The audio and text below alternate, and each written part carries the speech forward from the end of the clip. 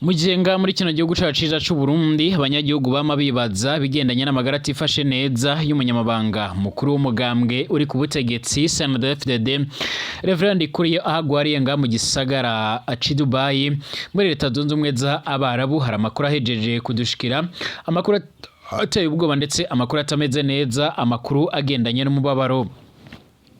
Umwe mu begereye uyu mutegetsi aremereye cyane aravuga yuko uno mwanya hasubire gutora itegeko ribuza rero bamwe biganjemo nabo mu muryango we wa hafi yuko batari kwiye ko bo kwinjira mu cyumba cyahagwariye nkuko biriko bigaragara. Ni mu nyuma yuko rero uyu mutegetsi yongeye kuremba mu mpera z'iyindwi turiko turasozera, nyamara mu ntanguro zayo bari baremeje neza ko yaratanguye gutora mitende nkuko biriko bigaragara. Amakuru avuga yuko rero uyu mutegetsi yongeye kumererwa nabi cyane ku buryo abaganga batari ko baramuva iruhande nkuko biriko bigaragara. Baremeza neza yuko rero abaganga bafise ubuhinga bwa none bo muri Dubai bariko barakora iyo bwabaga kugira ngo amagara y'uyu mutegetsi yongera amere neza, ariko bikaba biriko biragorana. Umwe mu begereye uyu mutegetsi yagize ati turababajwe n'ingwara itariki iramenyekana yarangije amaha aremere cyane ya Reverend Kuriyo nkuko bigaragara canke nkuko twabiguye n'abaganga. Baremeza neza yuko amaha yiwe yoba yarangiritse cyane ku buryo amaha yiwe yashoboye kwangirika ku rugero rudasanzwe, ndetse bikaba biriko birakogwa mu gihe gito cyane, ndetse akaba yanasiguye yuko amaha akomeje kugenda arangirika nubwo hariko harakogwa ibishoboka byose kugira ngo ayo maha abashe kuba yosubira kumera neza nkuko bikomeje kugenda bigaragara canke nkuko amakuru akomeza kugenda aradusumira. Amakuru yihuta akomeza kugenda aratugeraho canke nkuko amakuru akomeza kugenda aradusumira, akaba agaragaza ndetse aranerekana neza yuko ibikomeje kugaragara ndetse n'ibikomeza kugenda biradusumira biboneka, ndetse bikanagaragaza neza yuko uyu mutegetsi ashobora kuba yocikana isaha iyo ariyo yose. Hari andi makuru twaronse y'umutambukanyi avukana n'umutambukanyi Reverend Kuriyo asigura ndetse nayo agaragaza neza yuko nyine hariko haraba ibara riremere cyane nkuko biriko bigaragara, aho nawe yo watewe ubwoba n'ibikomeje kugenda bigaragara kuri uwo mutegetsi Reverend Kuriyo. Hari amakuru kandi akomeje kugenda aravugwa ariko araturuka mu buseruko bwa Repubulika Iharanira Intwaro Rusange ya Kongo. Bamwe mu basoda b'abarundi bararungitswe muri Repubulika Iharanira Intwaro Rusange ya Kongo baremeza ndetse bakanagaragaza neza yuko badashobora kuzongera kwambugwa amatelefone yabo nkuko bigaragara, bakavuga yuko batazongera guca barayatanga kuko n'ubundi atakintu na kimwe biriko birabamarira. Ni mu nyuma yuko abasoda b'abarundi barambuwe ububasha bwose bafise nkuko bigaragara, ndetse mu bice bimwe na bimwe bigiye bitandukanye hakaba hakomeje kugenda hagaragara ibara riremere cyane, ndetse abasoda b'abarundi nibo babuzwa uburenganzira bwabo muri Kongo, ndetse hakiyongeraho n'ibindi bibazo bimwe na bimwe biriko biragenda birabashikira ku buryo batari bakeya batajya umunwa mu kugaragaza ko abasoda b'abarundi aribo n'ubundi bakomeje kugenda barahura n'ibara riremere cyane. Usibye kuba rero baragiye barapfusha umubare munini w'abasoda, hari n'abandi benshi bagiye barakomereka ku buryo buremere cyane kuko bikomeje kugenda bigaragara canke nkuko amakuru akomeza kugenda aradusumira. Ni mu gihe kandi gushika uno mwanya nyine turagaruka no ku bindi bikomeje kugenda bigaragara. Hari amakuru amwe namwe akomeje kugenda arava muri no nama y'abategetsi baremereye cyane. Perezida Yoweri Kaguta Museveni arongoye igihugu c'abanyi ca Uganda yarasabye Tshisekedi kuganira na MTC imbona nkubone byanze bikunze. Uyu mwanzuro ndetse n'ibindi byiyumviro bimwe na bimwe by'abategetsi bitabye ino nama barakomeje kubitanga mu gihe gushika uno mwanya abategetsi bamwe bakomeje guhatira bwana Tshisekedi kuganira n'umwari wa MTC, ariko akaba yarabiteye utwatsi akavuga yuko byo bari ukurenga umurongo utukura. Ese kuri ino nshuro byoba biraza gutorwa inyishu cyangwa se bishobora kuza kwemerwa neza yuko uyu mutegetsi ashobora kuba rero nyine ashobora kuba yo kwemera kuganira n'uyu muhari canke arakomeza kugenda avyamiriza.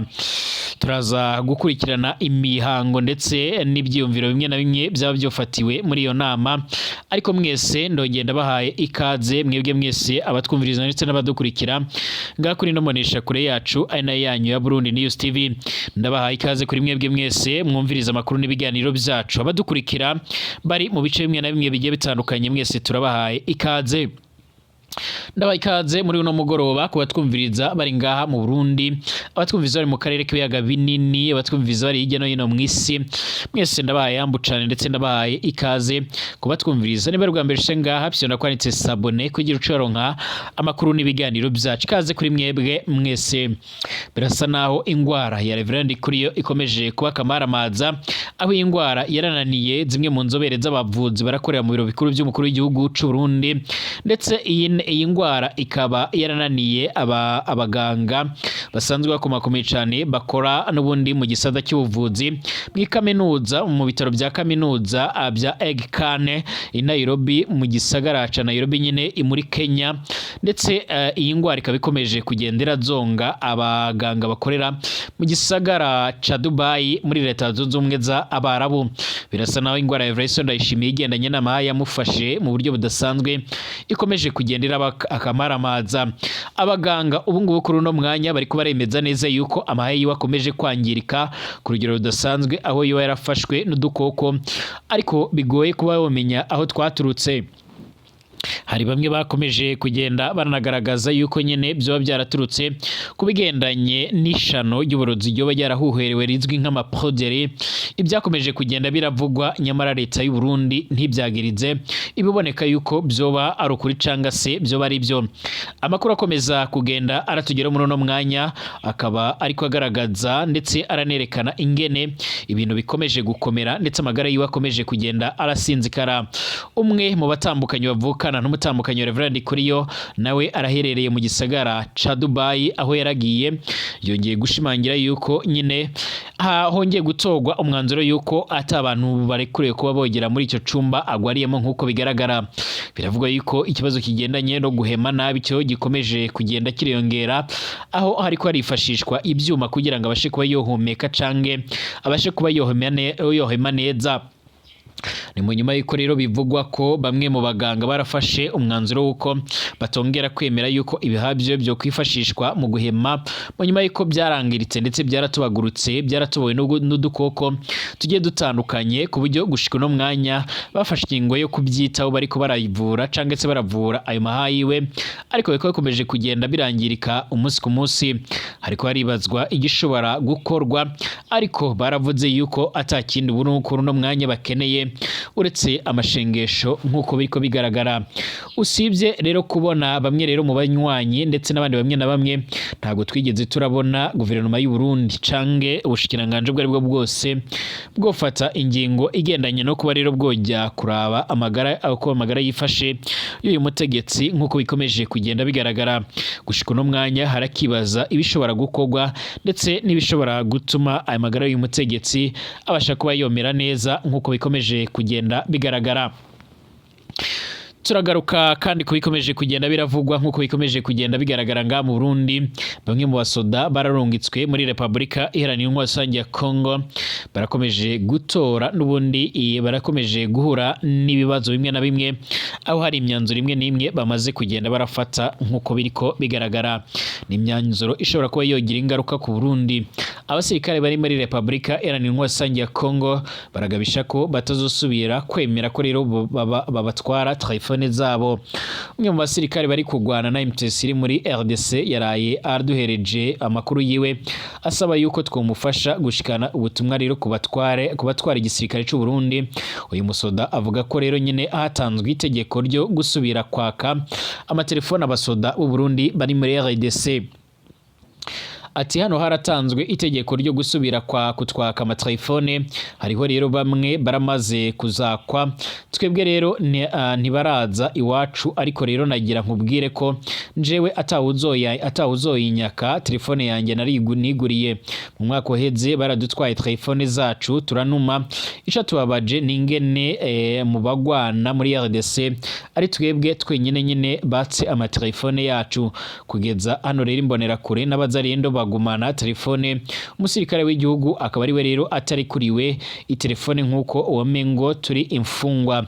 Urazi kuba rero udashobora kumenya amakuru yabawe kandi uri serugo, iza mbere nyine barazitwaye twaraguze izindi ubu ntidushobora kwemera yuko nyine bosubira kuzitwaka. Ndasabye udutangure ubu butumwa rero nyine kwa General Prime Niyongabo umugaba mukuru w'igisoda c'u Burundi, njewe uzoza kunsaka ngo andonke ko telefone nzomutera grenade. Mbwira Prime Niyongabo ko rero adahagaritse ibyo bintu agiye rero gutahana ibiziga by'aba officier bazoba barishwe n'abasoda, kuko numva rero ari byiza cyane. Hano turasangiye urugamba, hanyuma amare umwaka atavugana n'umuryango, nimba we nyine atabyo yoshobora na twebwe ntabyo dushoboye.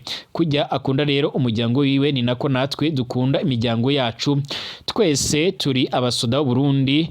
Uko rero ashaka kudufata nawe rero ariko nawe yifata indongozi nziza mu gisoda ibaho rero nk'uko abasoda bayo babayeho. Turasabye ubutumwa bwacu rero mu buce burashika kuri General Prime Niyongabo. Ubu tuvugana muri uno mwanya mu gisoda c'u Burundi hari icyo twokwita nk'igitutu kiremere cyane, aho bamwe bakomeza kugenda baragaragaza ko batoye impungenge n'ibiko biraba cange n'ibiriko biragaragara. Hari amakuru akomeza kugenda atugeraho nk'uko bikomeje kugenda bigaragara, asigura yuko igisoda c'u Burundi kiriko kirahura n'ibara riremere cyane mu bikorwa bimwe na bimwe gikomeje kugenda kirarungikwamo mu buseruko bwa Repubulika Iharanira Intwaro ya Kongo. Mu gihe kandi ibintu bikomeje gukomera, biravuga ko Varisto Ndayishimiye akomeje kurungika abasoda benshi, aho yindi batayo yongeye kurungikwa mu gihe ibintu bikomeje kugenda biramira nabi canga se ibintu bikomeje kugenda birazamba. Gushika uno mwanya mu Burundi biravuga ko mu bitaro bya gisirikare mu Kamenge no mu bindi bice bimwe na bimwe bigiye bitandukanye hakomeje kugaragara ibara riremere cyane ishobora kuzotuma ibintu birakomera ndetse bikomeza gufata indi ntera. Tugareke ku nama iteraniye mu gisagara ca Dar es Salaam mu gihugu ca Tanzania kwa Dr. Madame Samia Suluhu Hassan. Ni inama yiteruye n'abategetsi bagiye batandukanye nabashije kuba naraba. Harimo Perezida Paul Kagame arongoye igihugu c'ubanyi c'u Rwanda, harimo Perezida Yoweri Kaguta Museveni arongoye igihugu ca Uganda, Dr. William Ruto Samuel arongoye Kenya, abategetsi barimo nka Perezida wa Somalia, abategetsi barimo nka Emerson Mnangagwa wa Zimbabwe, abandi bategetsi bagiye batandukanye nabo baritabye barimo nka Cyril Ramaphosa. Perezida Tshisekedi yarahagarariwe n'umushikiranganje wa mbere, ariko yabashije kwiyitaba akoresheje ubuhinga bwa none bw'amashusho. Iyi nama kandi yanitabiriwe n'umushikiranganje wa mbere mu Burundi Gervais Ndirakobuca ahagarariye umukuru w'igihugu cyaciza c'u Burundi. Iyi nama abarimo nka Yoweri Kaguta Museveni yongeye gusaba bwana Tshisekedi kuganira n'umwari wa MTSR imbona nkubone. Perezida wa Uganda Yoweri Kaguta Museveni yaravuze ko ibiganiro hagati ya Perezida Tshisekedi nabo bahanganye barimo rero umwari wa MTSR ari cyo gisubizo kirambye cy'umwuka mubi muri kino gihugu ciwe. Perezida Museveni ni umwe rero mu bitabiriye inama y'abayobozi bakuru b'ibihugu by'umuryango wa Afrika y'Iburasirazuba, East African Community n'umuryango wa Afrika y'Amajyepfo SADC iri kubera mu gihugu ca Tanzania mu gisagara ci Dar es Salaam. Uyu mukuru w'igihugu yaravuze ko iyi nama ari amahirwe akomakomeye cyane yo gukemura ibibazo by'amakimbirane bimaze imisi biri mu burasirazuba bwa Repubulika Iharanira Intwaro ya Kongo. Icakora ko rero ibyo bizoshoboka binyuze, avuga ko ibyo bizoshoboka binyuze mu biganiro hagati ya Perezida Tshisekedi nabo bahanganye bari mu muhari wa MTSR umaze igihe kinini wifuza kuganira na Tshisekedi ariko akabera ibamba. Yaragize ati ico nari narasabye kuri iyi nama nuko rero Perezida Tshisekedi arakwiriye kuganira imbona nkubone nabo bafisanye ibibazo, kuko rero nubundi bitugiraho ingaruka twese, nta hantu heza ashobora gukemurirwa iki kibazo nko muri iyi nama. Nizeye ibiganiro byiza muri iyi nama. Kandi Perezida Tshisekedi wari watangaje ko azayitabira ntabwo yabashije kuhagera imbona nkubone, ahubwo yakurikiye iyi nama mu buryo rero bw'ikoranabuhanga. Mu gufungura iyi nama, Perezida wa Kenya Dr. William Ruto Samuel ari nawe muyobozi wa East African Community muri uyu mwaka yari yaravuze ko ibiganiro hagati y'impande zihanganye ari ingenzi na cane mu gukemura ibibazo biri mu burasirazuba bwa Kongo. Icakora inshuro nyinshi Perezida Tshisekedi yarakunze kwinangira ku ngingo yo kuganira n'umwari wa Intesiri umaze kwigarurira igisagara ca Goma n'ibigwati bigikishije n'ibindi bice byinshi cyane byo mu burasirazuba bwa Kongo mu ntara Kivu y'Amajyepfo ndetse na Kivu y'Amajyaruguru. Iyi nama gushika uno mwanya ntiratangazwa imyanzuro yoba yafatiwemo, ariko kandi iyi nama iriko iraba mu gihe abategetsi bagiye batandukanye biganjemo nka Perezida wa Afrika y'Epfo Cyril Ramaphosa, Perezida Chakwera Lazarus arongoye Malawi ndetse na Perezida Madame Samia Suluhu Hassan bamaze gufata ingingo z'uko bashobora kuba bakura abasirikare babo muri Repubulika Iharanira Intwaro Rusange ya Kongo mu nyuma yuko ibigendanye n'amabanga basoda babo bagiye kurangura akomeje kugenda n'ubundi araba ingorabahizi nkuko bikomeje kugenda bigaragara mu gihe kugeza ubu ngubu ibintu bikomeje kugenda birakomera ndetse binakomeje gufata indi ntera. Igihugu cya Afrika y'Epfo kiri mu byarungitse ingabo nyinshi muri iki gice kirakomeje guhura nibara ndetse n'akamaramaza. Perezida Donald Trump arongoye Leta Zunze Ubumwe za Amerika yarasinye iteka rihagarika inkunga Leta Zunze Ubumwe za Amerika zageneraga Afrika y'Epfo muri leta ya Pretoria. Ni nyuma yo kutumvikana n'icyo gihugu ku itegeko giherutse gushyiraho rivuga ko leta ishobora kwigarurira ubutaka bw'abaturage nta ngurane itanze bitewe n'inyungu rusange. Trump yari yaravuze ko iryo tegeko ryasinywe muri Mutarama ribangamira uburenganzira bwa muntu muri Afrika y'Epfo na cane yuko benshi baribona nk'irigamije kwambura abazungu ubutaka bwabo, dore ko ari benshi bihariye ubutaka bunini cyane bukorerwaho ubuhinzi bwagutse muri Afrika y'Epfo. Itegeko ryarasinywe na Perezida Ramaphosa ryarasimburaga iryari ryarashyizweho kuva mu mwaka w'1975. ryaravugaga yuko leta yishura ubutaka yifuza gukoresha ibi bigakorwa bishingiye ku bushake bw'ufise ubutaka bukenewe. Icakora iri tegeko risha riravuga ko bitewe n'inyungu rusange cyangwa se mu gihe ubutaka bushobora rero guteza ibibazo mu banyagihugu, leta ifise uburenganzira bwo kwigarurira ubwo butaka kandi ntitange ingurane. Indi mpamvu ishobora gutuma leta ifatira ubutaka ni igihe butabyazwa umusaruro. Abazungu baravukiye muri Afrika y'Epfo baramaganye iki cyemezo, bavuga ko ari amayeri ya leta ya Afrika y'Epfo iri mu gukoresha mu rwego rwo kubambura ubutaka bwabo. Elon Musk waravukiye muri Afrika y'Epfo n'umwe mu batanze umuburo, avuga ko iki cyemezo kizabangamira uburenganzira bw'abazungu.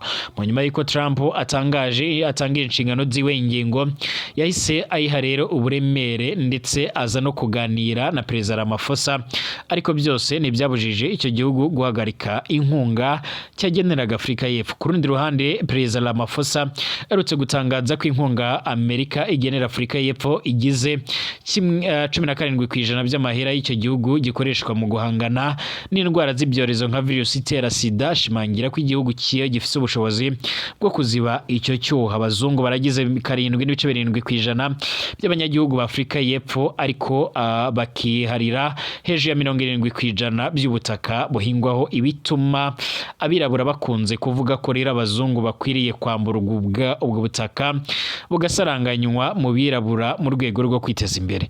Gusa uburyo rero ibi bizakorwamo nibwo bukomeje guteza ibibazo, na cyane ko abazungu bavuga ko ubutaka babutunze mu buryo bwemewe n'amategeko, ari nayo nyine ikwiriye cyangwa se nabo bakwiriye gukoresha mu gihe abandi babwifuje. Amerika yarashimangiye ko izatangira gahunda yo kwimura abazungu bari batuye muri Amerika mu gihe nyine baramuka bakomeje kwamburwa ubu butaka bwabo. Ibi bigabaye mu gihe leta ya Petero ikomeje guhangana ndetse no kutumvikana n'ibihugu birimo nk'igihugu cy'ubanyi cy'u Rwanda, nk'uko bikomeje kugenda bigaragara cyangwa nk'uko amakuru akomeza kugenda tugera bivuga. Mbashimire, tugaruke mu masaha imbere turabiramye ibikomeje kuvugwa.